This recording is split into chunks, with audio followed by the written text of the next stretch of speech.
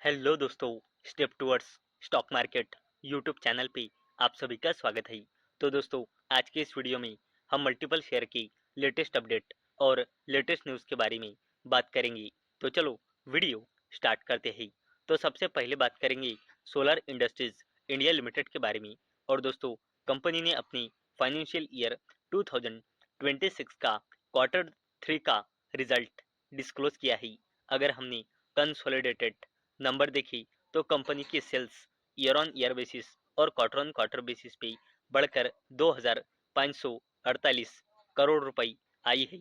और net profit भी year on year basis और क्वार्टर ऑन क्वार्टर बेसिस पे बढ़कर 467 करोड़ रुपए आया है। और इसी अपडेट के चलते सोलर इंडस्ट्रीज इंडिया लिमिटेड ये कंपनी फोकस में आ चुकी है। अब बात करते हैं बजाज ऑटो लिमिटेड के बारे में। तो दोस्तों, बजाज ऑटो लिमिटेड इस कंपनी ने अपनी जनवरी 2026 इस मंथ का जो सेल्स का डेटा है वो कंपनी ने डिस्क्लोज किया है। तो कंपनी की सेल्स जनवरी 2026 में आई है 4,77,422 यूनिट्स की, जो एक साल पहले यानी कि जनवरी 2025 में थी 3,81,040 यूनिट्स की। यानी कि बजाज ऑटो लिमिटेड के टोटल सेल्स में हमें ईयर ऑन ईयर बेसिस पे 25% की ग्रोथ दिखाई दे रही है। और दोस्तों, इसी अपडेट के चलते बजाज ऑटो लिमिटेड ये कंपनी फोकस में आ चुकी है। अब बात करते हैं सरकारी company power grid corporation of India limited के बारे में। तो दोस्तों, power grid corporation of India limited ने अपना कैपेक्स यानी कि capital expenditure forecast current financial year 2026 के लिए 28,000 करोड़ से बढ़ाकर 32,000 करोड़ कर दिया है। और इसी अपडेट के चलते power grid corporation of India limited यह कंपनी फोकस में आ चुकी है। करते हैं वरुण बेवरेजेस लिमिटेड के बारे में। तो दोस्तों, कंपनी ने 0.50 रुपीज का डिविडेंड अनाउंस किया है। वैसे ही कंपनी ने क्वार्टर 3 का रिजल्ट भी डिस्क्लोज किया है। तो कंपनी की sales year on year basis पे बढ़ी है, लेकिन क्वार्टर ऑन क्वार्टर बेसिस पे कम होकर 4,204 करोड़ रुपए आई है। और कंपनी का जो नेट प्रॉफिट है वो ईयर ऑन ईयर बेसिस पे बढ़कर और क्वार्टर ऑन क्वार्टर बेसिस पे कम होकर 260 करोड़ रुपए आया है। और इसी अपडेट के चलते Varun beverages limited company focus में आ चुकी है। अब बात करते हैं केपीआई ग्रीन एनर्जी लिमिटेड के बारे में। तो दोस्तों, केपीआई ग्रीन एनर्जी लिमिटेड को रिसीव हुआ है commissioning certificate for 16.16 megawatt DC of solar power projects under its independent power producer segment implemented through the प्रधानमंत्री किसान ऊर्जा सुरक्षा एवं उत्थान महाभिवन यानी कि पीएम कुसुम स्कीम। और दोस्तों, इसी अपडेट के चलते केपीआई ग्रीन एनर्जी लिमिटेड ये कंपनी भी फोकस में आ चुकी है। बात करते हैं Adani ports and special economic zone limited के बारे में। और इस कंपनी ने भी अपने क्वार्टर 3 का रिजल्ट डिस्क्लोज किया है।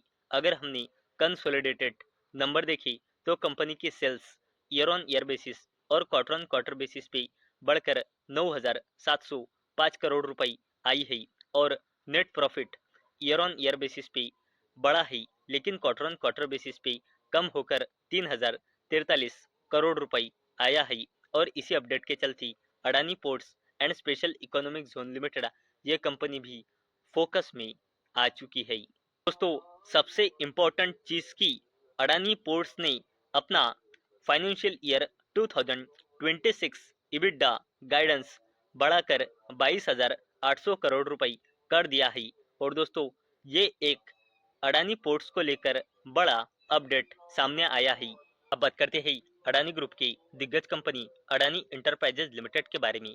तो दोस्तों, अडानी डिफेंस एंड एरोस्पेस और इटालियन एरोस्पेस कंपनी लियो नार्डो ने एक एग्रीमेंट साइन किया है इंडिया में integrated helicopter manufacturing ecosystem setup करने के लिए। और जॉइंटली डेवलप करेंगे। वैसे ही मैन्युफैक्चर और सस्टेन मिलिट्री हेलीकॉप्टर्स किस लिए हम अपने इंडियन आर्म फोर्स की ज़रूरतें पूरी करने के लिए ये इन्होंने ये इन्होंने ये बड़ा एग्रीमेंट साइन किया है।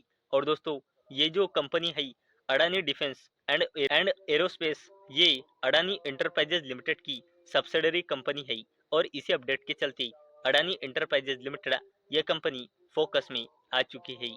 अब बात करते हैं रिलायंस इंडस्ट्रीज लिमिटेड के बारे में। तो दोस्तों रिलायंस इंडस्ट्रीज लिमिटेड ने अपनी presence media and entertainment segment में मजबूत करने के लिए अपनी subsidiary company Reliance strategic business ventures limited के थ्रू शिक्षा एंटरटेनमेंट प्राइवेट लिमिटेड में 50.1 इक्विटी स्टेक यानी कि हिस्सेदारी एक्वायर की है, जिसकी टोटल वैल्यू है 150 करोड़ रुपए। और इसी अपडेट के चलते रिलायंस इंडस्ट्रीज लिमिटेड ये कंपनी भी फोकस में आ चुकी है। अब बात करते हैं बजाज फाइनेंस लिमिटेड के बारे में।